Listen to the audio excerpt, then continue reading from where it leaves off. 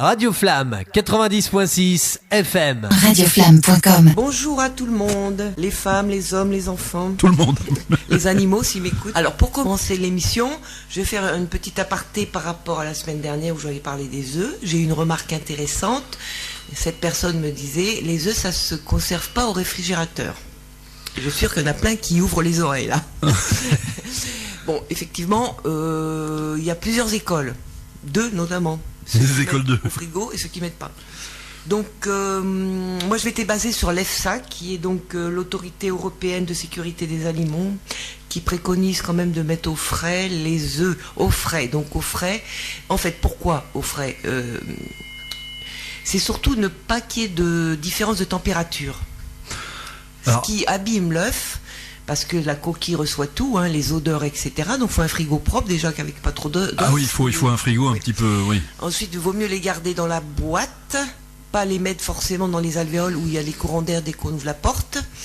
Mais l'intérêt du frigo, c'est que ça laisse un espace qui est toujours à peu près identique. Bah, c'est normal que quand la boîte, c'est ce qu'on disait hors antenne, quand la boîte a été ouverte, hein, c'est comme les boîtes de cassoulet, machin comme ça. Si tu manges pas tout, bah tu mets au frigo après.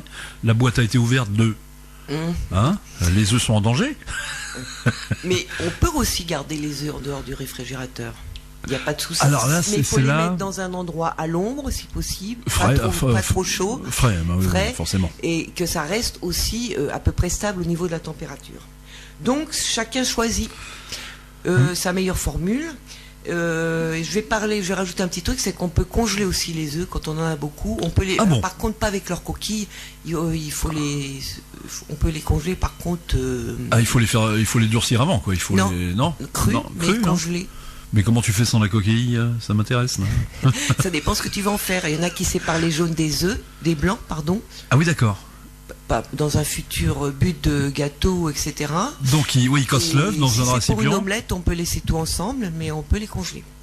Ouais, parce que si tu les congèles avec la coquille, je serais curieux de voir ce qui se passe. Non, j'ai pas dit avec la coquille, hein, on est d'accord. Ouais, c'est un poussin qui grelotte, il claque du bec dans ton congèle. Voilà, donc pour les œufs, je voulais apporter cette petite précision. Effectivement, on peut garder les œufs à l'extérieur du moment que c'est dans un endroit adéquat. Ce qui importe pour les œufs, effectivement, c'est le changement de température. Alors moi, je fais comme toi, je les mets au frigo avec la boîte. Et voilà, donc le frigo, c'est combien, 3-4 degrés à peu près? Oui, 4-5 degrés. Ouais. Ben voilà, moi c'est ce que je fais, je les mets au frigo. Sinon, aujourd'hui, je vais vous parler du magnésium, parce que je sais qu'il y a beaucoup de gens qui se supplémentent en magnésium. C'est très à la mode, déjà. Ensuite, on arrive à une saison où on peut peut-être commencer à se charger en magnésium, dans la mesure où le magnésium participe à une bonne forme. Alors, qu'est-ce que le magnésium ? Le magnésium est un sel minéral dont on a besoin. Donc les sels minéraux, c'est le magnésium, le potassium, le chlore, tout le monde connaît un petit peu plus ou moins les sels minéraux. Et le magnésium est quand même un sel minéral très important parce qu'il a beaucoup de fonctions. C'est un peu le chef d'orchestre, on va dire, des sels minéraux. Alors, donc c'est un sel minéral qui est absolument nécessaire à l'organisme humain parce qu'il permet la fixation du calcium sur les os. Il permet la construction des muscles, des muscles en bon état. Il est un régulateur du cycle cardiaque et de la tension. Et il est impliqué dans la libération de neurotransmetteurs de l'humeur et de l'éveil. Donc il a un rôle très important. Et ce qui est important aussi, c'est l'équilibre souvent magnésium-calcium, magnésium-potassium. Donc le magnésium est un sel minéral dont nous avons besoin. Or, aujourd'hui, on sait que quand on achète des légumes, parce qu'il y a beaucoup de magnésium dans les légumes, on sait que les terres sont appauvries en sels minéraux, notamment le magnésium, donc on est en manque de magnésium. Et on mange beaucoup de produits... oui, les fameux compléments alimentaires, non, c'est ça? Non, on mange beaucoup de produits de l'alimentation industrielle, et il n'y a plus de magnésium dedans. Donc là, ce qui fait qu'il y a une carence, j'ai regardé, mais ça va de un tiers des Français à 70% des Français. Il y en a qui manquent de magnésium. Oui, il y en a qui pensent que ça va jusqu'à 70% des Français qui manqueraient de magnésium. Ah bah dis donc. Bon, moi je veux dire, entre un tiers et 70, on va dire la moitié des Français. Hein. La moitié des Français manquent de magnésium. Je te dis, ça dépend de mes recherches. Il y en a qui pensent que c'est un tiers, ça c'est le minimum. Il y en a qui vont dire jusqu'à 70%. Donc vous avez entendu ça, les Français, vous manquez et de pognon et de magnésium. Et il y a aussi un autre facteur pour les carences en magnésium, c'est le stress chronique, Les stress, oui. qui est donc une maladie de nos civilisations. Avancée. Bon. Donc, comment est-ce qu'on peut se rendre compte c'est un manque de magnésium? Alors, je dirais une grosse fatigue. Non. Oui, alors la fatigue chronique, pas la fatigue de passagère qui peut être liée à, par exemple, un déménagement. Par exemple Fatigué. Ou enfin, quand c'est passager ou peut-être un exercice physique ou quand c'est passager, c'est pas le problème. C'est Non, quand c'est chronique. C'est quand tu te réveilles que tu es fatigué. Voilà, tu te réveilles, ça te commence à dire oh là là, faut passer la journée. T'as enfin, qu'une idée, c'est de renchaîner sur la nuit suivante. Voilà. En faisant le pont avec la journée. Il peut y avoir aussi des petits tremblements, des crampes Oui. musculaires. Ah, les fameuses crampes, oui. Et alors, est-ce que le syndrome de la paupière qui clignote? Voilà, et j'allais C'est le ça dire, Ouais. clignotement des paupières, les paupières qui sautent, ça c'est typique du problème de magnésium, c'est souvent les premiers signes. Hein. On a ça, on a des petites crampes, on peut avoir des petits tremblements. Et il y a aussi, quand on est stressé, il y a une hypersensibilité au stress, c'est-à-dire qu'on est encore plus énervé, on maîtrise moins, quoi, tu vois. Et là, c'est vrai qu'il faut pas te faire suer dans ces cas-là, je crois. Faut en général, faut. On peut avoir une fatigue musculaire. Donc, Oui, alors, avec des petits fourmillements où on a l'impression qu'on marche, quand on marche, on est plus vite fatigué, on sent que nos muscles ne suivent pas comme il faut. Ou... On s'essouffle vite. Ça peut-être l'essoufflement, peut-être, mais bon, il y a peut-être d'autres facteurs aussi pour l'essoufflement. Hein. En plus, oui, bah t'as raison. Oui, problème respiratoire, oui, mais. Parce que admettons que tu fais un mouvement un peu brusque ou t'as marché vite sur 10 mètres ou t'as couru, tout d'un coup tu dis ouh là là, qu'est-ce qui m'arrive? Oui, faiblesse respiratoire, on va dire. Il peut y avoir c'est-à-dire qu'on a l'impression qu'on n'arrive plus à respirer aussi facilement qu'avant dès qu'on fait un effort. Tu me diras, c'est lié aussi avec le stress, puisque le stress fait ça Oui. aussi, hein, Oui. ça te bloque au niveau de la respiration. Oui, ça peut provoquer aussi un peu d'asthme. Quand vraiment on a un manque de magnésium important. Donc c'est important peut-être de se complémenter un magnésium quand on a des problèmes respiratoires. Je dois en manquer alors. Ça peut provoquer de l'arythmie aussi. Ah oui. Et l'arythmie, comment tu le sens? Alors c'est tout d'un coup tu sens que ton cœur s'accélère, c'est ça hein? Oui, c'est ça, il y a Ouais. des petites accélérations. On le sent pas forcément, mais ça peut se sentir, variation cardiaque. Si, tu le sens quand ton cœur s'accélère. Oui. Mais sans, on va dire sans motif, quoi. Tout d'un coup, ça s'emballe, quoi. oui, c'est ça. Puis après, ça revient normalement. Mais attention, là, ça se perçoit, mais des fois, on peut être en arythmie sans s'en rendre compte. Sans s'en rendre compte. On peut prendre son pouls de temps en temps et voir si on a une régularité cardiaque, à peu près, tu vois. Mais mais t'as raison, quand il y a des petites palpitations comme ça peut faire partie d'une carence de magnésium. Irritabilité, mais ça rejoint le stress hein, qui est aggravé par le manque de magnésium, nervosité, anxiété. Et puis les fameuses crampes aussi, que Oui. tu mentionnais la fameuse crampe au mollet qui fait du réveil, qui te réveille à 6h du mat. Non. Un réveil agréable. Ah oui, alors je suppose, mes chers auditeurs auditrices, que vous avez déjà eu ce problème, toi aussi Anne, hein. La fameuse crampe au mollet, et le problème c'est que quand tu te lèves, tu es obligé de replier tes jambes et tu sais que tu vas passer par un pic de douleur, tu le sais, mais t'as pas le choix. Non, c'est très douloureux les crampes, effectivement. Heureusement que c'est passager. Sinon, on peut avoir aussi des petits étourdissements, des petits vertiges, des nausées, des troubles du sommeil. Donc on voit que il y a beaucoup de signes. Hein, il y a beaucoup de signes. Donc peut-être que si on a plusieurs signes en même temps, peut-être que ça vaudrait le coup franchement de se supplémenter en magnésium. Donc vraiment, pour résumer, les signes révélateurs, c'est donc les fameuses crampes, le tremblement des paupières, irritabilité, et puis peut-être problème de souffle court, on va dire. Ces quatre choses-là. La fatigue. Hein. Fatigue, oui, fatigue. La fatigue aussi. Et puis la fatigue, c'est vrai que quand on est fatigué, on peut faire aussi des vertiges ou des étourdissements. Oui, tout d'un coup, tout ça est lié. Hein. Oui. Donc, normalement, on préconise pour les hommes 420 mg par kilo et les femmes, c'est 360 mg. Donc, en fait, je dis ça parce que j'ai fait une moyenne. En fait, c'est 6 mg par kilo de poids du corps qu'on devrait avoir comme magnésium, pour un bon taux de magnésium. Voilà. 6 mg par kilo de poids du corps. Voilà. Donc on multiplie votre poids par 6. Voilà. Puis j'ai fait une moyenne, parce qu'après je vais donner un petit peu les aliments, à quoi ça correspond. Pour un homme, 420 mg dans la mesure, 420 mg dans la mesure où il est un peu plus gros qu'une femme, enfin plus costaud, et les femmes 360. Voilà. Alors donc on va dire en général ça peut être 400 mg par jour pour tout le monde. Hein, 400 mg par jour, ouais, en gros. Hein. Voilà, chiffre à retenir, 400 mg de magnésium. Alors l'idéal pour avoir du magnésium, c'est d'avoir une bonne alimentation. Puisque l'alimentation, on trouve le magnésium quand même dans l'alimentation, même si elle est appauvrie aujourd'hui un petit peu. C'est pour ça que c'est important de manger bio quand on peut, ou des légumes du jardin. Ouais, parce que oui, je te vois venir. Là, toi, ton magnésium, tu vas le chercher à la source. Tu vas le chercher à la source. Oui, bah non, mais c'est l'idéal. Oui, parce que pourquoi je te dis ça? Parce qu'en complément alimentaire, c'est pas forcément aussi bien, on va dire. Bah, je vais en parler après. Tu vas en parler après. Chaque chose en son temps, qu'on mélange pas tout. Donc d'abord, une bonne alimentation normalement devrait nous donner ce qu'on a besoin en magnésium. Mais ça, c'est donc les légumes à feuilles vertes.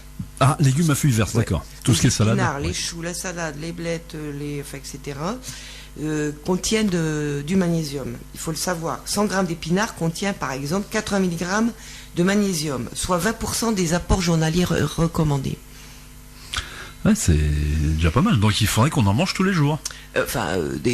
C'est même pas pour le magnésium, hein, pour plein de choses. Il faut manger des fibres, enfin des légumes verts tous les jours, effectivement, des légumes tous les jours. En l'occurrence, là, c'est le magnésium qui est sous le spot. Donc oui. C'est lui qui est en vedette aujourd'hui.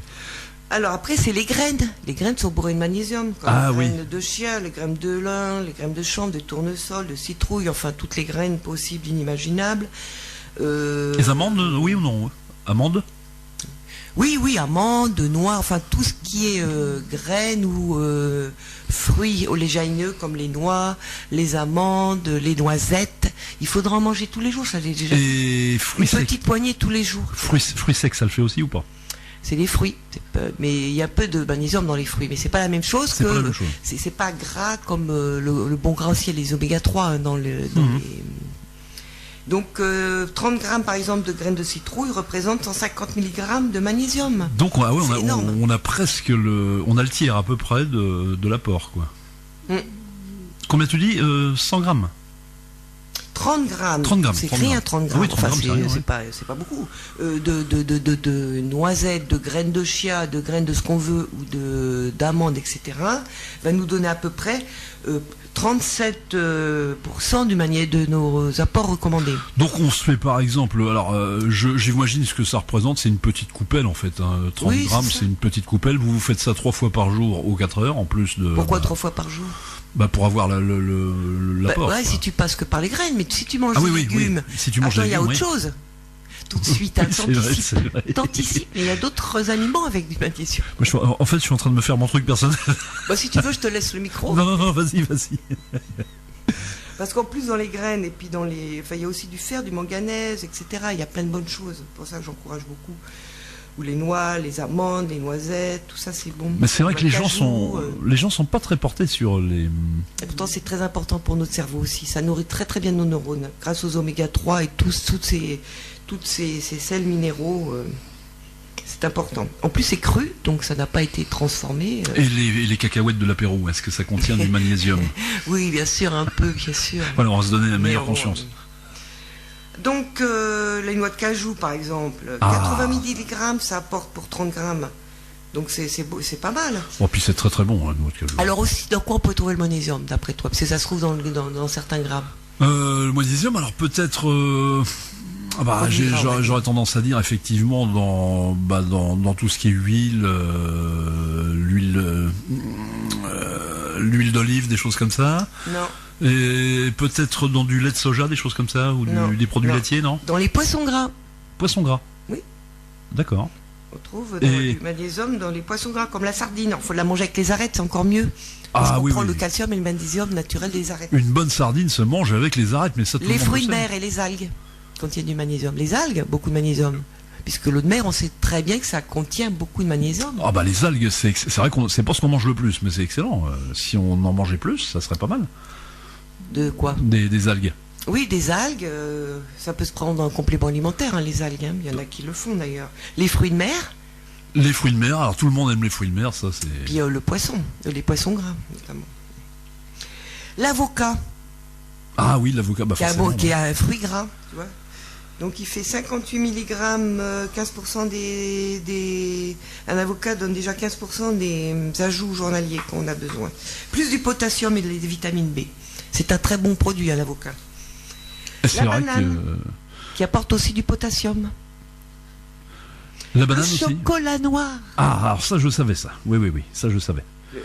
Le chocolat noir. Alors plus il est noir, évidemment, plus il apporte du magnésium. Hein. Et le chocolat au lait, non. Non, presque pas de magnésium. Presque pas. Ce n'est Ça- plus du chocolat. Par contre, ça apporte beaucoup de sucre. Si vous aimez le sucre, c'est vachement bien.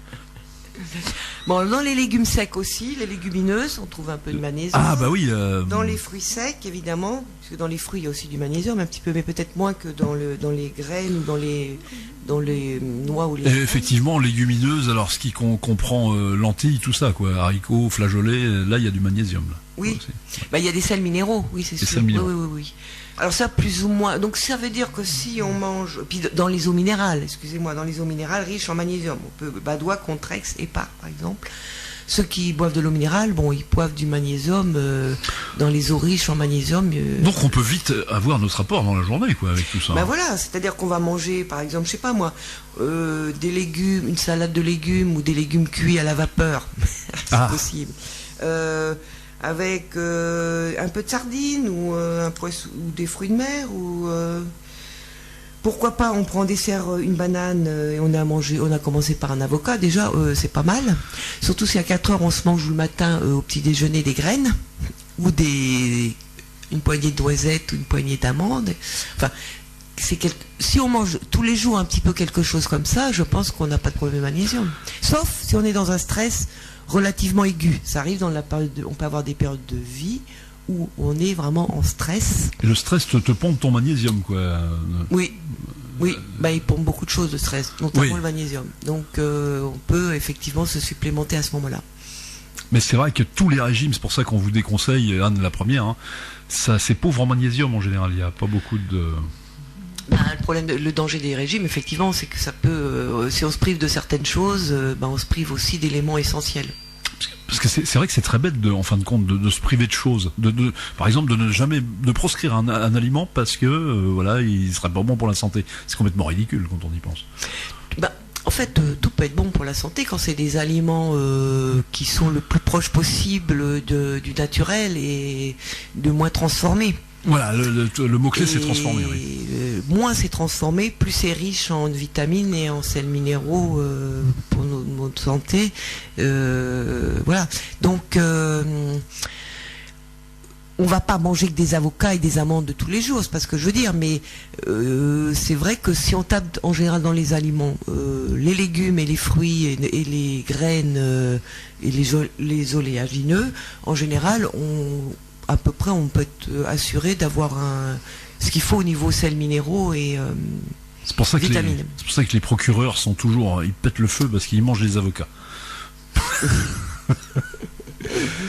Tu veux qu'on fasse une petite première pause ou non? Oui. Tu avais fini ton chapitre? Ouais, une petite pause. Après, je vais parler des suppléments en magnésium. Supplément magnésium, parce qu'effectivement, là, tu as bien bossé. Je vois que tu as quand même pas mal de feuillets sur le sujet. Hein. Non, c'est autre chose après. C'est autre chose, d'accord. Donc, alors, pour vous résumer la situation, le magnésium, on en trouve dans les acides gras, c'est ça, dans tout ce qui est gras. Hein. Oui, les bons gras. Les bons gras, les fruits secs un petit peu, mais plutôt les oléagineux. Et mais dans les fruits aussi et les légumes. Verts. Et fruits et les légumes. feuilles vertes Voilà, notamment. donc on en revient toujours là. Hein. Légumes, fruits. En fait, oui, on revient toujours à la même chose. Ça n'arrange pas tout le monde, mais c'est pas dans un hamburger ou un sandwich jambon beurre qu'on va trouver forcément beaucoup de magnésium. De retour dans les secrets de la longévité et de l'éternité avec Anne. Alors, je vais parler en complément alimentaire, le magnésium, enfin en supplément alimentaire. C'est de plus en plus usité le magnésium, puisqu'on en trouve partout maintenant, hein, sous toutes les formes. Hein. Oui, on On trouve. achète ça comme du petit pain maintenant, le magnésium. Mais il faut savoir qu'il y a différents magnésiums.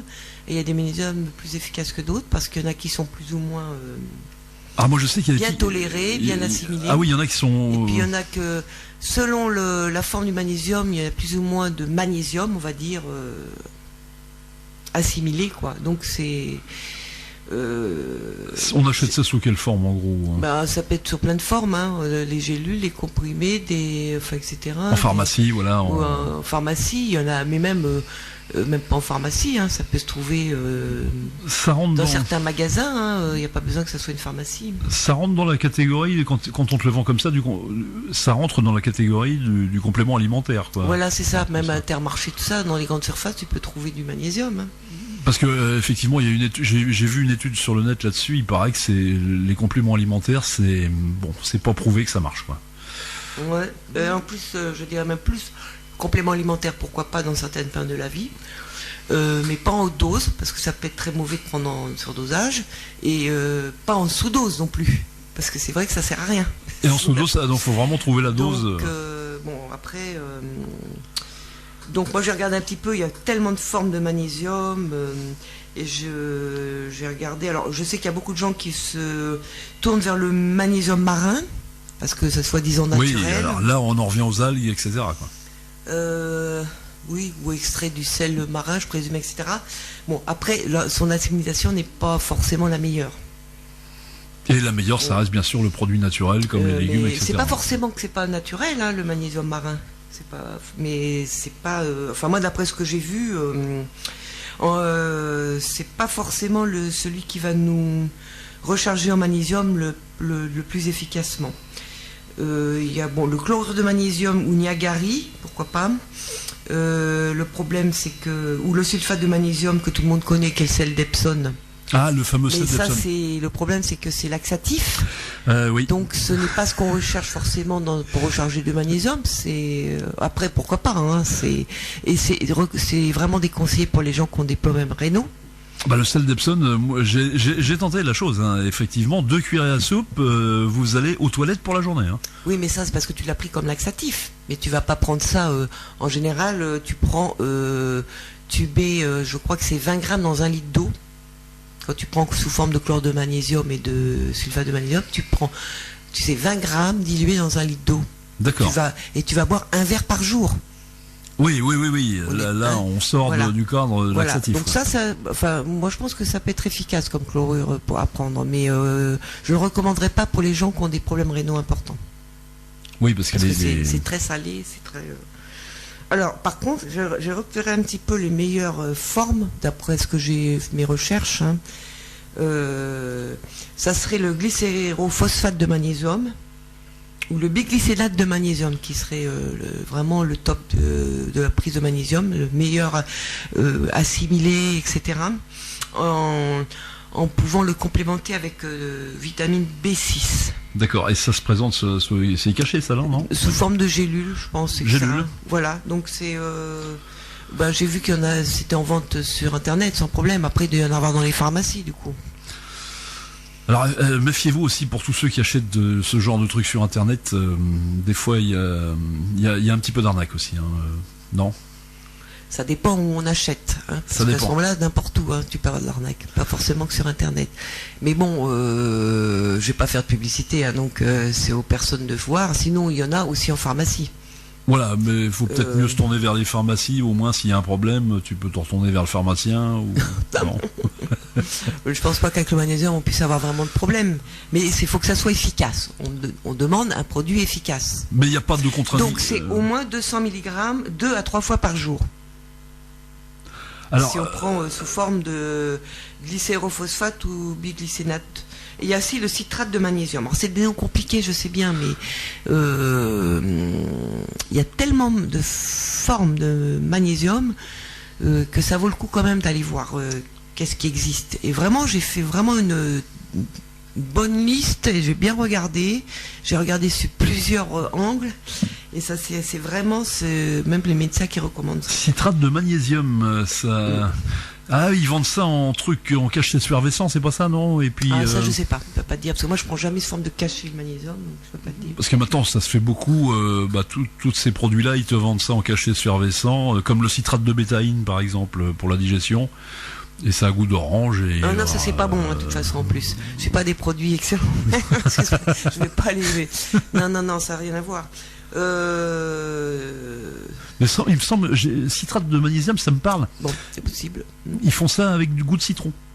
et cachet effervescent. D'accord, ok, possible. Donc ça. En tout cas, les deux retenus, vraiment ceux qui, unanimement à peu près par rapport aux médecins, enfin des gens qui quand même recommandent des compléments alimentaires, surtout après un certain âge d'ailleurs. Oui, alors c'est vrai que nous. C'est vraiment, comme je répète, parce que c'est un peu compliqué comme mot, biglycinate de magnésium ou glycérophosphate de magnésium plus la vitamine B6 et taurine. Ce serait l'idéal. Alors je sais pas si les auditeurs vont retenir le nom biglycinate de magnésium. Biglycinate et glycérophosphate. Et glycérophosphate de magnésium. Bon, c'est pas compliqué à retenir, non, un peu rébarbatif, mais bon. Oui, après ça se retrouve si on fait des recherches. Et ça serait entre 200 mg fois 2 par jour jusqu'à 3 fois par jour. Bon, après, c'est à voir le poids qu'on fait, etc. Donc, et on se fait cette petite cure-là. Il y a une excellente assimilation avec ce magnésium-là. Et on se fait une petite cure d'1 mois, par exemple 3 semaines, c'est bon. Semaines. C'est toujours en cure qu'on fait des compléments alimentaires. Oui, quoi. Ouais. Donc, si on est en stress vraiment chronique, si on sent qu'on est à fleur de peau, etc., oui, ça vaut le coup de se supplémenter en magnésium. Ce qui n'empêche pas peut-être d'enrichir son alimentation avec des produits riches en magnésium. Donc, si je t'écoute bien, le magnésium peut faire partir le stress, quoi.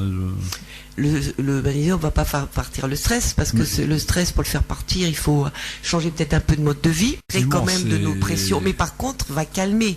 On va être moins sensible au stress. C'est pas la même chose. On va être moins sensible. Ça va nous permettre de mieux dormir, d'être moins énervé, de retrouver un rythme cardiaque peut-être plus régulier, enfin, etc. Voilà. Par contre, l'idéal, ça serait aussi de jouer sur les sources de ce fameux stress. Oui, parce qu'en général, il y a un stress, il y a quand même une cause Alors, psychologique. Si c'est une cause comme un décès proche, bon, ça va passer. C'est normal d'être stressé, d'être mal quand on perd une personne proche. Mais si c'est un stress chronique, par exemple sur un travail qui ne nous convient pas, il serait peut-être temps de penser à ce que je pourrais faire d'autre comme travail, parce qu'on finit par y perdre sa santé. Ou une relation de couple qui marche pas, on a peur de l'inconnu, de quitter ce qu'on connaît, etc. C'est tout ça qui peut provoquer des stress qui ont l'air de rien, parce qu'ils sont pas violents comme un décès d'un proche, tu vois, mais qui nous rend malade, qui nous use à petit feu, quoi, de jour en jour. C'est le supplice de la goutte d'eau, mais à l'occidental. Oui. Puisque vous connaissez le supplice de la goutte d'eau, c'est un supplice chinois et on vous fait tomber une goutte d'eau sur le front. Et alors au début, évidemment, c'est de la rigolade, mais au bout de plusieurs heures, c'est un supplice. Donc c'est vrai que un stress aigu comme provisoire, on va dire, effectivement, normalement on devrait trouver un équilibre facilement, mais un stress chronique sur une situation qui perdure pendant des années, là c'est vrai que ça vaut peut-être le coup, si on reprend un peu de courage et de faire une cure de magnésium. Mais c'est à chacun de le sentir, Il existe une autre forme de magnésium qui est intéressante, c'est l'huile de magnésium qu'on peut donc mettre sur la peau. Ah oui, on n'avale pas, on va se masser avec la peau, enfin une partie et ça va donc passer à travers la peau et ça je connaissais pas du tout ça. Oui, moi je l'ai essayé, c'est pas mal. Enfin tout le monde, disons que c'est un petit peu, c'est très très très très salé, puisque c'est du sel de magnésium quand ils ont été cherchés dans des mers très très salées, etc. et qu'ils ont mis sous forme d'huile, enfin avec une huile, je présume, et donc on met ça sur la peau, on se masse, ou par exemple les jambes, si on a tendance à avoir des crampes, pour avoir les jambes lourdes, etc. Enfin, sur certaines surfaces de la peau, on va le laisser un peu, et après, avant la douche, on va faire ça. Puis 20 minutes, une demi-heure, on va prendre sa douche. Donc c'est comme un bon bain de mer, on va dire. Et puis ça fait anti-moustique en même temps. Enfin, quoique là, en octobre, non, il n'y a pas de souci avec ça. Mais ceux qui n'aiment pas avaler des produits alimentaires, ils peuvent le faire passer par la peau. Et c'est d'ailleurs l'été, on s'aperçoit bien qu'on est souvent plus détendu, parce que quand on prend des bains de mer, on profite aussi du magnésium. Ah bah oui, parce que là, effectivement, là, quand tu te baignes, automatiquement, tu te prends du magnésium par la peau, quoi. Oui. C'est pour ça qu'il ne faut pas se rincer tout de suite quand on prend des bains de mer. Beaucoup de gens se rincent tout de suite à l'eau douce, c'est dommage, il faut le laisser un petit peu sur la peau, l'eau de mer, pour qu'elle pénètre. Oui, c'est pour ça que la mer, c'est si bien que ça, et que nous, on est vernis, sur 3 côtés. Oui, t'as été te baigner toi cet été, non, quand même, un peu, non? Un peu, ouais. Ouais, elle était bonne en plus, hein. Ouais, oui, mais bon, marcher les pieds dans l'eau, hein, déjà, c'est pas Voilà, mal. Hein. c'est déjà pas mal. Oui. Puis moi, ce que je fais, je bois de l'eau de mer, de temps en temps. Ah, tu... Bah, bien sûr. Je sais qu'il y a plein de sels minéraux dans l'eau de mer. Et tu bois ça comment, alors, comme ça, non? Bon, quand je vais marcher au bord de la plage, je vais me prendre avec mes deux mains dans une petite mare, ou dans l'eau quand elle est claire et transparente. Je vais prendre dans mes mains 2-3 gorgées d'eau de mer et hop, voilà, je en prends comme ça. Donc tu bois la tasse, mais sans danger. Voilà, avec conscience. Avec conscience. Bien sûr, faut pas en boire 1 litre, hein, c'est pas recommandé. Mais par petite dose, on en vend d'ailleurs, ça s'appelle le sérum de Quinton. Oui, alors Ça ceci dit, s'achète en ampoule. c'est gratuit au bord de mer, donc. Ça s'achète en ampoule. Donc ce que je fais aussi, parce qu'on habite au bord de la mer, je vais avec une bouteille chercher de l'eau de mer et je vais saler. Oui, dans la cuisine. Hein. Je vais saler mes crudités avec un petit peu de quelques gouttes d'eau de mer et ça sale très très très bien. Et comme ça, on a nos sels minéraux naturels. Non, mais franchement, bon conseil. Hein. C'est pourquoi manger des algues aussi quand on peut. C'est bourré, pareil, c'est bourré d'eau de mer, enfin de tout ce que contient la mer. Ah, attention, c'est comme les fruits de mer. Les algues ont été remplacées depuis un petit moment. Là, c'est plus les mêmes. C'est plus les algues des années 70-80. Hein. Non, c'est pour ces fameuses algues japonaises là qui ont tout envahi là. Bon, on n'en est pas encore là aujourd'hui. C'est vrai qu'il y a plus d'algues vertes. J'ai l'impression qu'il y a moins de varech comme avant tous ces algues vertes, c'est pas bon par contre. Mais il y a plein d'algues quand même quand on regarde bien par ici qu'on peut encore même consommer. Moi, des fois, j'en mange. Hein. Quand je me promène, je vois des bonnes algues qui sont en bonne santé là, enfin qui sont pas. Ben moi, quand j'étais, je vais en croquer un petit peu. Quand j'étais gamin, il y avait ces algues avec des petites alvéoles. Tu te rappelles, non? Il y en a encore. Avec des petites ampoules et on s'amusait à les craquer. Les fucus, je crois que c'est ça. Oui, il me semble. Il y a aussi les petites vésicules. Avec des vésicules, il y a un petit gel à l'intérieur. C'est ça. Voilà, c'est ça. Oui, moi j'en mange quand j'en trouve. Mais il y en a beaucoup moins. À marée très très basse. Oui, il y en a beaucoup moins. De moins en moins, oui, d'accord. Mais des fois, à marée basse, tu trouves des algues que tu vois plus. Enfin, faut que ça soit des grandes marées. Oui, dans la bière, il y a du magnésium, hein, Anne. Oui. Dans quoi? Dans la bière. Dans la bière? Oui, parce qu'il y a du houblon, tout ça, donc il y a un peu de magnésium. Je me suis jamais posé la question. Je sais qu'il y a du gluten. Il y a du gluten, d'accord. Oui. Magnésium, je sais pas. Non, parce que ça aurait été vachement bien que tu sois sous pression. Est-ce qu'il pourrait y avoir du... Oui, toi, c'est quoi ton raisonnement? Que ça aurait été vachement bien que tu sois sous pression, mais que le problème contienne sa solution, puisqu'il y a du magnésium dans la bière. Puisque la pression, c'est une bière. Non Enfin bon, dans la bière, il y a de la vitamine B, ça je le sais. Ah, bah voilà, donc il faut en boire un peu quand même, avec modération. Beaucoup de modération, oui. Beaucoup de modération. Oui, c'est pas un mauvais produit, comme tout, même le vin rouge, le cidre, même pourquoi pas un petit rhum, mais c'est toujours avec modération. Voilà, parce que l'alcool, encore une fois, c'est pas très bon pour la santé. Parce que la bière, beaucoup de gens pensent que boire de la bière, il n'y a pas de l'alcool beaucoup dans la bière, mais si on en boit un certain nombre, 33 centilitres de bière, non, 25 centilitres de bière correspondent à un verre de vin. Ah oui. Oui. Donc c'est à peu près la même chose. Donc voilà, on croit que on se surcharge pas en alcool, mais ça va vite. Hein. Tu bois 3 de bière. Voilà, donc vous oubliez la bière pour la santé, c'est ça. Si, pour à le plaisir. petite dose, pourquoi pas la bière? Parce que la vitamine D, c'est bon pour les cheveux, la peau. Pourquoi pas? À petite dose. Ah oui, c'est vitamine D, donc on est en plein dans le sujet. Vitamine B. Vitamine B, voilà. Pour la peau, Alors la vitamine D, j'en parle parce que souvent on recommande. Surtout dans les pays occidentaux, des prises de vitamine D, parce que la lumière descend et que la peau synthétise la vitamine D avec le soleil. C'est ça. Alors parce que là, il faut que tu éclaires un peu notre lanterne, parce que moi j'ai une grosse confusion à ce niveau-là.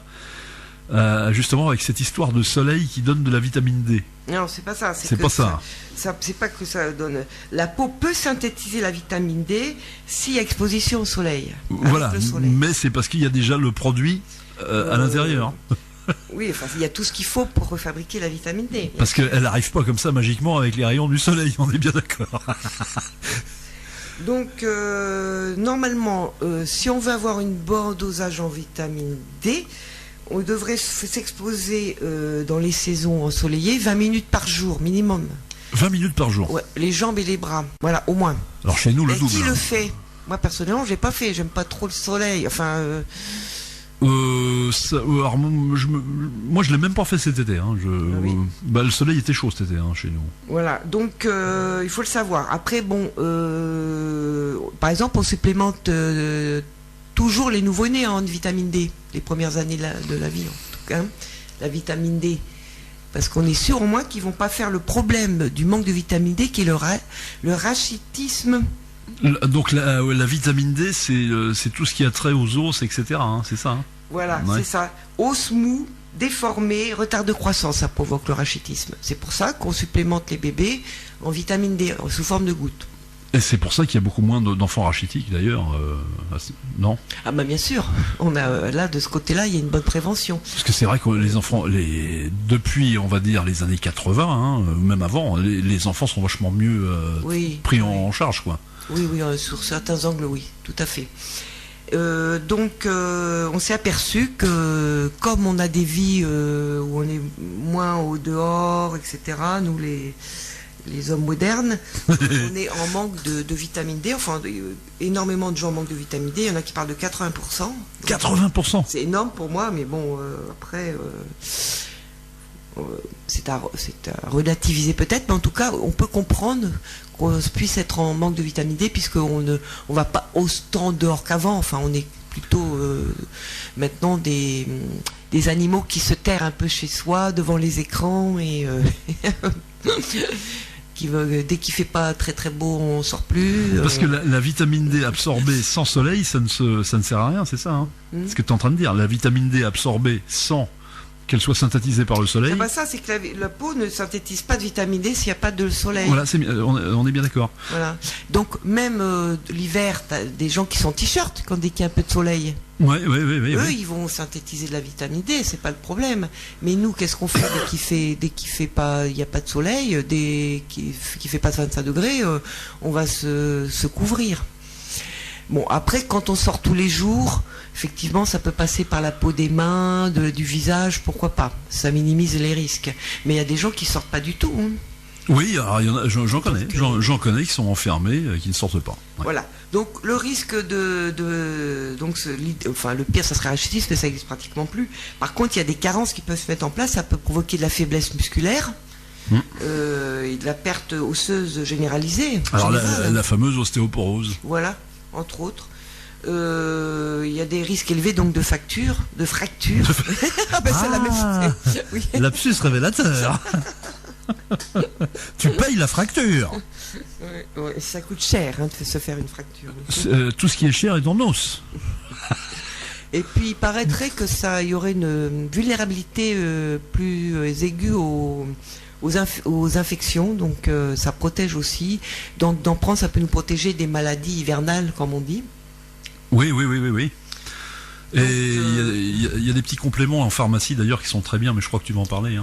Bah oui, alors là, c'est sûr. Quelles seraient les personnes les plus touchées par un manque de vitamine D? C'est déjà les personnes âgées, parce qu'elles sortent moins, etc. C'est ce que j'allais dire, oui. Les personnes âgées, les personnes trop grosses ou trop maigres. Trop grosses ou trop maigres? Oui, il d'accord. paraît. Alors peut-être parce qu'elles ont plus de problèmes d'assimilation, de choses comme ça, c'est possible. Je dirais les personnes qui font pas de sport. Je sais pas si c'est lié au sport, pourquoi pas, puisque de toute façon toute activité physique réactive le système hormonaux, etc. Tout ça, bon, pourquoi pas. Et puis tu vas dehors quand tu fais du sport. Oui, pas forcément. Toi, tu vas pas dehors pour faire du sport. Si j'ai recommencé le jogging l'autre jour, je me suis pris un petit bol d'air sympa. Oui. Ceux qui jardinent, par exemple, ils prennent plus de vitamines, ils synthétisent plus de vitamine D. Ceux qui jardinent pas, ou ceux qui vont marcher dehors ou courir. Oui, c'est sûr. Mais c'est vrai que en Normandie, le jardinier, il a son aise, quoi. Parce que le Normand est toujours dehors dans son jardin, non? Moi, je suis normande, mais je suis pas forcément dans mon jardin. J'en ai pas. C'est pour ça. J'aimerais bien, mais pour le moment, j'en ai pas. Oh, t'es souvent sur ta porte à observer quand même la nature. Ah oui. Donc je parle du jardinage, c'est autre chose. Le jardinage, c'est faire ses fruits et ses légumes. Ah oui. Jardiner, les légumes. Oui, toi, t'as juste 2-3 petites plates-bandes, donc ça va. Bon. Ensuite, il y a les femmes enceintes ou qui allaitent, qui ont un besoin accru de vitamine D. Les nourrissons, on en a parlé tout à l'heure. Puis ceux qui habitent, tous les gens qui habitent au-dessus de Rome, Parce qu'en dessous, quand c'est comme il y a du soleil pratiquement toute l'année. Ah oui, oui. Donc nous, on fait partie des gens qui habitent peuvent au-dessus de Rome. être fragilisés. Ouais, c'est vrai que nous on habite tous au-dessus de Rome. Ça c'est sûr. Donc, puis ceux qui s'exposent pas pendant leur corps au soleil pendant l'été, ça c'est sûr. C'est vrai que rien de tel que ça serait de prendre 2 mois de soleil si possible, 1 mois au moins, mais tous les jours quoi. Par contre, 20 minutes suffit. 20 minutes par jour suffit. Parce que trop de soleil, c'est toujours pareil. Il y a aussi des. Il y a les fameux cancers de la peau. Oui, enfin, entre autres. Mais le soleil, c'est très bon pour avoir la bonne humeur. Pour notre corps, il a besoin de lumière. Mais tu vieillis plus au soleil. C'est l'abus, c'est toujours pareil. C'est l'abus de soleil, oui, c'est ça. C'est l'abus de soleil. Qui provoque des radicaux libres. Donc, Et puis en plus, il faut pas le regarder en face non plus, parce que j'ai encore vu un jeune qui faisait ça. Voilà, les jeunes, ils sont imbéciles. Ils regardent le soleil comme ça, en face. Faut pas faire ça. Parce que tu te brûles les pupilles. Hein. On en parlait justement tout à l'heure avec mon père et mon frère qui est là. Moi, je regarde le soleil. Tu fais ça, toi? Mais je ne regarde pas pendant des secondes. Je fais des fractions de regard sur le soleil. On est bien d'accord. Surtout l'hiver, pour que je puisse prendre de la lumière par les yeux, parce qu'on prend de la lumière dans les yeux. Mais l'été, je le fais pas effectivement quand le soleil est brûlant. Je vais le faire au coucher du soleil ou au lever. Il faut avoir du bon sens, mais on peut regarder le soleil, mais très brièvement. Parce que, à ton avis, pourquoi il y avait ces fameuses lunettes quand il y avait les éclipses? C'était justement pour ne pas que les gens... oui, mais parce qu'on reste des longtemps à regarder. C'est très mauvais de regarder longtemps le soleil, ça c'est sûr. Ça, je suis d'accord. Mais de là à mettre des lunettes noires dès qu'il y a du soleil, je pense pas que ça soit très bon. Parce que nos yeux adorent la lumière aussi. Le corps aime la lumière. Encore une fois, voilà, c'est une question de fraction. C'est une histoire de bon sens. De bon sens, oui, il faut pas regarder ça 10 secondes de suite, c'est beaucoup. Non, moi quand je dis que je regarde le soleil, c'est-à-dire que je ne vais pas m'empêcher de le regarder, mais je le regarde, c'est juste un passage sur le soleil, tu vois, les yeux qui passent sur le soleil, mais je vais pas le fixer forcément. Là où on pourrait fixer le soleil, ça serait vraiment à son coucher. Je crois que c'est Shakespeare qui faisait ça, qui regardait le soleil en face. Je me rappelle plus la phrase exacte, mais ça faisait peur. Oui, non, mais ce qui est très dangereux, c'est de regarder le soleil à travers du verre ou des jumelles, etc. Ça, c'est parce que ça augmente encore le... Ah oui, tu penses que le rayon du soleil se concentre avec les lentilles. Oui. Ceux qui regardent au télescope, etc. Voilà. Ça c'est. Mais regarde, je sais pas, quand on marche dans la nature, avoir un regard sur le soleil, ça n'a jamais fait de mal à personne. Hein. Et ça te fait synthétiser donc la vitamine D que tu as dans les yeux. Ça suffit pas les yeux, mais ça est parti. Moi, je pense que j'ai une bonne vue, je porte pas de lunettes, etc. Je pense que c'est parce que je ne protège pas mes yeux trop de la lumière. Les yeux ont besoin de lumière, mais il y a du bon sens derrière. Fais pas n'importe quoi. Tu fais tout avec modération, toi. Ah oui, voilà, tout est avec modération. Quelque part, c'est comme dans l'alimentation. Hein, il vaut mieux manger un peu tout avec modération que de se goinfrer tout d'un coup de bonnes choses, puis le lendemain on mange que des mauvaises choses. Ah non, mais de toute façon, je pense que, sans être vraiment faire de la démagogie, mais on devrait tous pratiquer cette modération naturellement, et ça serait beaucoup mieux pour nous. Mais il faudrait que ça se fasse de manière naturelle, qu'on ne soit pas forcé à faire ça. Parce qu'effectivement, il y a des caractères qui sont naturellement excessifs. Là, je suis d'accord. Oui. Alors la vitamine D, où est-ce qu'on la trouve dans l'alimentation? Bonne question. On la trouve pas. Justement, le problème c'est que la vitamine D, on n'en voit pas. Il y en a pas partout. Il y en a essentiellement dans les poissons gras, dans le jaune d'œuf. Moi, j'allais te dire dans les produits laitiers, mais ils en rajoutent. Ah, ils en rajoutent. Oui, plus vitamine D, souvent c'est marqué. J'ai vu. Dans le fromage, il peut y en avoir aussi un peu. Mais en fait, c'est principalement dans les poissons gras et les jaunes d'œufs. Donc c'est pas énorme, parce qu'on va pas manger forcément des jaunes d'œufs et des poissons gras tous les jours. Donc il y en a non, il y en a pas que dans ça, il y en a dans plein de trucs, non? Il y en a pas que dans ça, quand même. Sinon c'est tellement minime de toute façon. C'est pour ça que beaucoup de gens manquent de vitamine D aussi. Parce que le principal nourriture de pour avoir de la vitamine D, c'est le soleil. Donc, d'accord, donc... Voilà. Oui. Dans le foie de morue, il y en a de la vitamine D, par exemple. Mais que je comprenne bien, donc on absorbe un aliment qui contient de la vitamine D, qui ensuite, cette vitamine D va être synthétisée par le soleil, c'est ça? Mais c'est celle qu'on a mangée dans les produits, c'est ça, ou alors elle est naturellement présente dans le corps. Non, Non, je on comprends va l'absorber par l'alimentation, Oui. mais pour qu'elle soit assimilée correctement, il faut que le soleil, c'est Ah, la voilà. peau qui va synthétiser la vitamine D. C'est l'assimilation se Avec fait le soleil. avec le soleil, d'accord. Voilà. Donc sinon ça sert à rien si tu vas pas au soleil d'absorber de la vitamine D. Ben si, la preuve c'est qu'on peut supplémenter en vitamine D, justement, pour qu'on ait suffisamment, pour en garder suffisamment. D'accord, bah ouais, écoute. Mais parce que dans l'alimentation, il y a très peu de sources de vitamine D aussi. Ouais, c'est ce que tu Donc, disais. Ouais. sans source de vitamine D, la peau peut synthétiser la vitamine D. Elle peut fabriquer de la vitamine D parce que avec le soleil. Mais s'il n'y a pas de soleil, voilà. Donc on n'a pas forcément besoin d'en absorber. Et la peau peut en fabriquer. Voilà. Ah oui, donc. Synthétiser, c'est bien fabriquer à travers là, je dirais, je ne serais pas assez savante pour vous dire à partir de quoi, mais synthétiser de la vitamine D avec la lumière en fait du soleil. Voilà. Mais c'est vrai que si on se supplémente en vitamine D, parce qu'on n'a pas de soleil. Donc on Oui, va oui, faire oui, un apport, forcément. Ouais, ah d'accord, oui, je comprends. En fait, il y a deux sources d'alimentation en vitamine D. Il y a l'absorption et la synthèse que la peau peut faire pour nous de vitamine D. Donc elle fait Le ça soleil, à le partir soleil, de, la lumière. elle fait ça à partir d'éléments du corps, de fait, Oui, de la lumière. Enfin, oui, mais des choses qui sont présentes dans le Ah corps. oui, bien sûr. Oui, oui, oui. Oui, oui, oui. C'est Après, ça que ça, j'avais- je connais pas le mécanisme, hein, je sais pas. C'est ça que j'avais du mal à comprendre. Donc il y a bien deux sources. Oui, oui, oui. D'accord, bah écoute, je vais me coucher moins bête ce soir.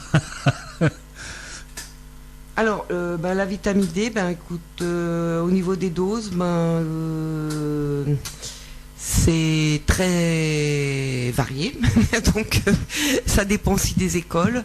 Il y en a qui préconisent 4000, ça serait 4000 unités de D3. D3, pas la D2, c'est la D3 par jour, à partir du mois d'octobre jusqu'au mois d'avril. Mais bon, il y en a qui préconisent que 1000 et d'autres qui vont jusqu'à 10 000. Donc là, effectivement, on peut faire la part des choses. 4-5 000 unités par jour, si on est vraiment en manque de vitamine D, et ça se sait avec une prise de sang. Ah, On peut ça faire je une prise sais, de d'accord. sang si on manque de vitamine D. Mais bon... Et qu'est-ce qui se passe alors quand on manque de vitamine D alors Ah oui, te dis, on a mal des problèmes d'os, etc. c'est à long terme, hein, C'est à long souvent. terme, ouais. On peut vivre longtemps sans trop de vitamine D, mais c'est à long terme. On peut faire de l'ostéoporose, Ah, la fameuse ostéoporose. risque de fracture, voilà, Alors ça c'est terrible, faiblesse musculaire, etc. l'ostéoporose c'est terrible parce que justement une fois que tu l'as, c'est pas forcément réversible, hein, je crois. Hein. Non, l'ostéoporose c'est pas forcément réversible. Non, je pense pas. Je sais pas ça. Je sais que l'arthrose, oui, mais l'ostéoporose, c'est quand même quelque chose de bien avancé. Hein. Mais à mon avis, ça peut s'améliorer. Mais guérir complètement, je pense pas. Alors pour les auditeurs, mais je pense qu'ils le savent, hein, l'ostéoporose c'est quand les os oui. se corrodent, on va dire. Oui. En fait, la vitamine D sert à fixer le calcium sur les os, Voilà. entre autres. Et comment dire, le manque de vitamine D effectivement peut provoquer donc un manque de fixation du calcium sur les os. Et puis par rapport au calcium, puisqu'on me dit il y a des gens qui supplémentent en calcium, mais il paraît que c'est pas bon du tout de supplémenter en calcium, parce que quand on se supplémente en calcium, on mange beaucoup de laitage. Le calcium va pas aller sur les os, il va aller plutôt dans les artères, dans les vaisseaux, et on va avoir plutôt un effet néfaste sur les problèmes circulatoires, enfin sur le réseau circulatoire, d'après ce que j'ai vu. Donc le meilleur calcium qu'il faudrait prendre, c'est à travers les végétaux, Oui, ou les légumineuses, hein, tout ça, comme le magnésium, plutôt que de se supplémenter en calcium. Et pour ceux qui justement, ça tu connais ça par cœur, pour ceux qui ne supportent pas justement les produits laitiers, maintenant il y a des fameux laits végétaux qui sont très bien. Oui. Pour ça. Oui, il y a les végétaux, les laits d'amande, les de riz, les de soja, les de... Moi je ne connaissais pas, ça fait pas très longtemps que je connais, et il y a beaucoup de calcium là-dedans, je crois. Hein. Oui, il y a les d'amande, il y a forcément un peu de sels minéraux. Et puis c'est pas désagréable au goût. En plus. Oui. Bon, je crois que j'ai tout dit. Ah oui, pour le dosage, par contre, Je pense que la moyenne en général que j'ai vue, c'est 4000 à 5000 unités par jour de vitamine D. Et ça représente quoi, ça, en gros? C'est sous forme de petites. C'est mieux de les prendre soit sous forme de gouttes. Mais alors les gouttes, ça va pas être forcément tous les jours, ça va être une fois par semaine, une fois tous les mois, ça dépend du dosage qu'on va prendre, mais ça faut voir avec son médecin. Soit on peut les prendre sous forme de petites capsules. Bon, après, c'est vrai qu'on en parle beaucoup de la vitamine D aujourd'hui, hein. On n'en parlait pas comme ça il y a une vingtaine d'années, hein. Donc il faut garder aussi son sens critique. Est-ce que j'ai besoin de me supplémenter en vitamine D ou pas? C'est-à-dire qu'il y a deux possibilités d'absorption, c'est soit tu la synthétises par le soleil, ou soit si tu ne vas pas assez au soleil, donc tu en prends sous forme de gélules ou de compléments alimentaires, quoi. Enfin oui, sous forme de compléments alimentaires. Oui, mais aussi parce qu'on est dans des pays où on n'est pas toujours au soleil.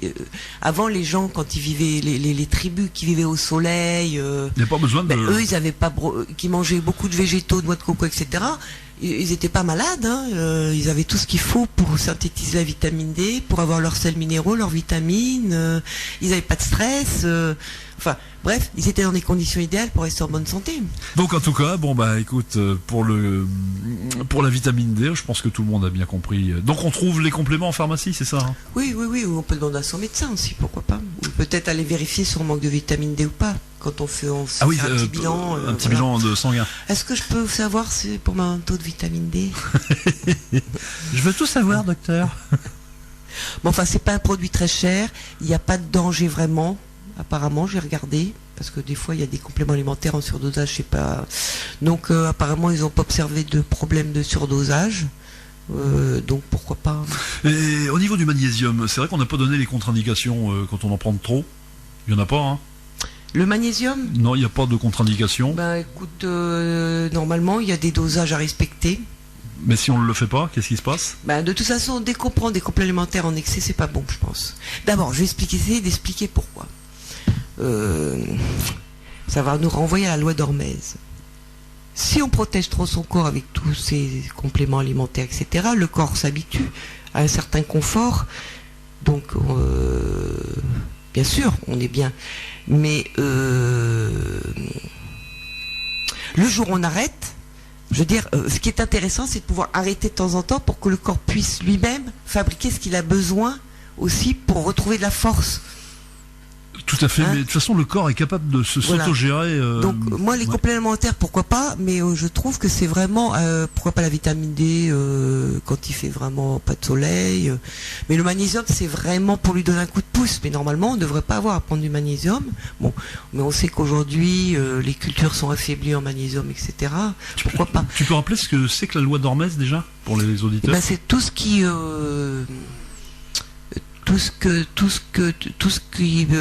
comment je vais dire ça, tout ce qu'on va faire en plus qu'on va sortir de notre zone de confort va nous rendre plus forts. Ah, voilà, c'est ça. Par exemple, on en avait parlé, prendre des douches froides, c'est pas agréable, mais bon, ça permet, le corps, ça le booste et ça lui permet d'être plus fort. Les bains chauds.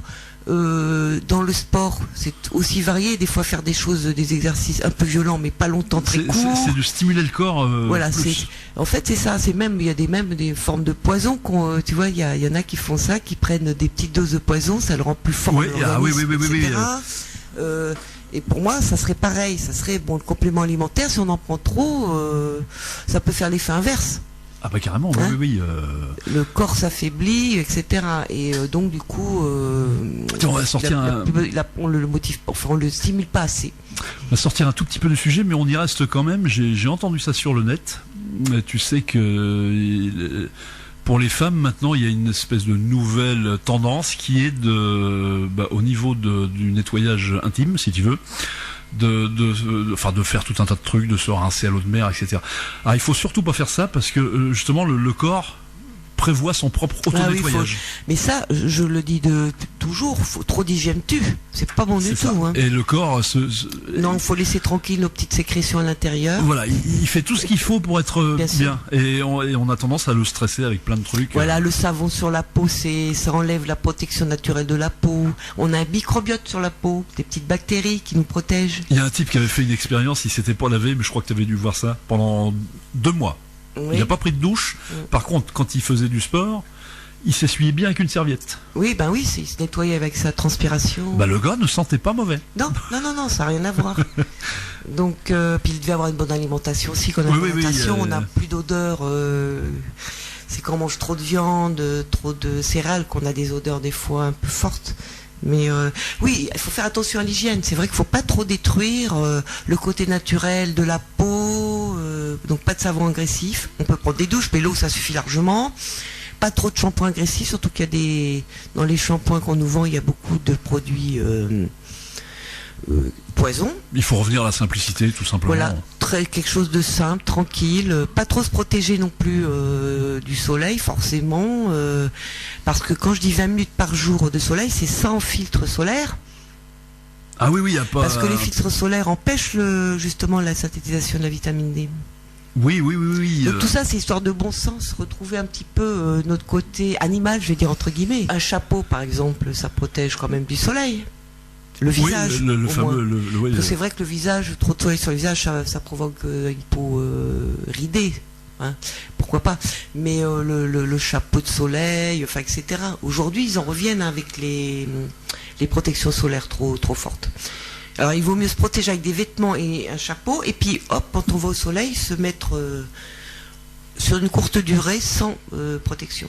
C'est vrai que je fais partie de ceux, moi, qui seraient plutôt des vampires. C'est-à-dire, le soleil, je m'en méfie un peu. Parce qu'il m'est arrivé dans mon métier de faire des animations, et puis tu te protèges pas, et le soir, eh bien, tu as changé de nationalité, tu es devenu un sioux. C'est-à-dire que tu es rouge, mais vraiment rouge. Oui, mais ça, les coups de soleil, ça veut dire quand même qu'il y a un abus. Hein, c'est une brûlure, faut le savoir. C'est une brûlure. Hein, l'année dernière, je me sentais pas bien. Je me dis, oh, qu'est-ce qu'il y a? J'ai à moitié la tête qui tourne. Je me regarde dans la glace. J'ai compris. Hein. Donc voilà, il faut se protéger, un petit chapeau, etc. Mais il faut prendre soin de soi, tout simplement, et trouver le bon sens. En fait, se dire, bon, qu'est-ce qui fait que j'ai des comportements qui soient en adéquation avec ce que je suis, c'est-à-dire un mammifère quand même, intelligent certes, mais on a quand même un peu les mêmes besoins que les animaux. On a besoin de lumière, on a besoin d'air frais pour respirer, on a besoin de dormir pour récupérer, on a besoin de manger pour se prendre de l'énergie, etc. On a besoin de se reconnecter un peu à notre nature, quoi. Voilà, je crois qu'on a besoin de se reconnecter à notre nature, et que c'est beaucoup plus simple qu'on ne le croit. On est trop compliqué aujourd'hui. Et effectivement, mais moi ça c'est avec la vie trépidante, et puis on nous vend des besoins, oui, dont on n'a pas besoin. Oui, tout à fait. Et ça, c'est vrai que je suis en colère contre ça. En ce moment, c'est le sujet qui m'occupe, de voir justement tous ces besoins qu'on nous fabrique. On n'a pas absolument oui, mais besoin comme ça fait de l'argent pour ceux qui voilà. vendent tout ça. Alors c'est pour ça que là je parle du magnésium, de la vitamine D, mais je dis avec du bon sens. Je pense que le magnésium, avec une alimentation bien conçue, hein, ne serait-ce que de manger peut-être des graines un peu tous les jours, ou des noix, ou des noisettes, ou pourquoi pas plus de légumes, des sardines 2 fois par semaine, ou du poisson gras, voilà, de la banane, un peu de chocolat noir pour se faire plaisir, etc. Je pense qu'il n'y a pas de raison, et surtout gérer son stress. Parce que c'est le stress, à mon avis, qui vraiment affaiblit vraiment les êtres humains aujourd'hui. Ah, puis ça, comme tu le disais, c'est vrai que quand t'es coincé par exemple dans un travail qui te plaît pas, avec peut-être un peu de harcèlement au boulot, hein, ça peut arriver.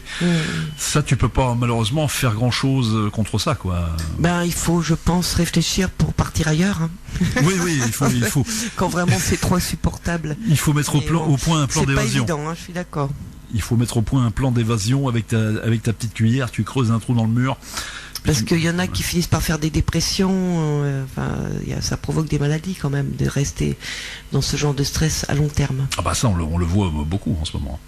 Bon, en tout cas, les prescriptions de Anne, voilà, donc 20 minutes d'exposition solaire et quelques petits sachets de légumes secs. Pas de légumes, des légumineuses, et puis des fruits, t'as dit des cacahuètes, des oléagineuses. Oui, tout ce qui est graines, tout ce qui est fruits secs, tout ce qui est noix, tout ce qui est poisson gras, légumes aussi, les feuilles vertes. Il y a beaucoup de magnésium dans les. Il n'y a pas que ça, il y a des oméga 3 aussi dans les feuilles vertes. Ah bah oui. Puis il y a la chlorophylle. Et la fameuse chlorophylle. Enfin, il y a plein de choses c'est pour ça que on s'aperçoit que les gens qui mangent beaucoup de légumes sont mieux protégés quand même des maladies en général. Donc, t'es arrivé au bout de tes. Voilà, oui. je crois que j'ai à peu près tout dit. Je laisse quand même les auditeurs avec leur esprit critique. Hein. Donc, mais bon, une cure de magnésium, ça peut faire que du bien quand on est vraiment mal. Enfin, quand on est fatigué, qu'on est trop stressé. Ça fait beaucoup de bien, il faut le savoir quand même. Alors, mes chers auditeurs, auditrices, vous pouvez réagir. Eh bien, on a une page Facebook. C'est vrai que des fois, je le rappelle pas assez. Voilà, c'est Radio Flamme. Vous tapez ça sur Facebook. Et ben, à la limite, vous réagissez et puis vous mettez un petit commentaire sur l'émission au cœur de soi. Là, aujourd'hui, c'était magnésium, vitamine D. Vous nous dites ce que vous en pensez. Si vous avez des suggestions en plus, également, vous m'appelez 0233 04 14 62. Si vous avez des questions pour Anne, qui sera un plaisir de vous répondre. Oui, tout à fait, avec plaisir. Ma chère Anne, on va te dire à la semaine prochaine. Donc tu nous dévoiles pas le contenu de... Normalement, je vais avoir un invité. Ça devait être aujourd'hui, mais il peut venir que lundi prochain. Donc j'espère que ça va se faire, oui. Ah oui, c'est le... On peut dire le sujet ou on garde le suspense? Bon, on peut le dire, ça serait le massage suédois. À quoi ça correspond? Qu'est-ce que c'est? Qu'est-ce que ça peut apporter? Ah, le massage suédois. Et on va parler de différents massages aussi, des fascias, etc. Voilà, par contre à la radio, pour vous faire des démonstrations, ça sera compliqué. Hein. Moi, vous écouterez le bruit des mains, vous nous direz. Je te fais des gros bisous, Anne. Oui, bonne semaine à tous, prenez soin de vous et merci pour votre écoute. Radio Flamme 90.6 FM. Radioflamme.com